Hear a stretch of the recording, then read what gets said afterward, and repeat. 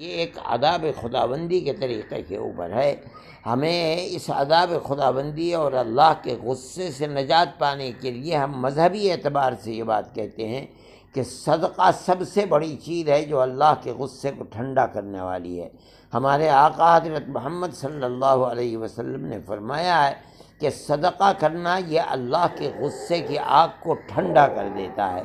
اس لیے میں کہتا ہوں کہ جن لوگوں کو اللہ نے کھانے پینے کی سویدھا دی ہے ان کو یہ چاہیے کہ وہ اپنے دائیں بائیں لوگوں کو دیکھیں، چاہے وہ ہندو ہوں چاہے وہ مسلمان ہیں۔ اگر غریب لوگ ہیں تو ان کی مدد جتنی بھی اللہ نے کسی کو دیا ہے، جتنی بھی اس کے اندر طاقت ہے، وہ دوسرے کی مدد کرنی چاہیے اور اس کے اندر دریغ نہ کرنا چاہیے۔ مجھے توقع ہے کہ ہمارے اس عمل سے اللہ تعالیٰ کا غصہ جو ہمارے گناہوں کی بنیاد کے اوپر آیا ہے، اللہ کا غصہ ٹھنڈا ہوگا اور دنیا کو اس سے راحت مل سکے گی۔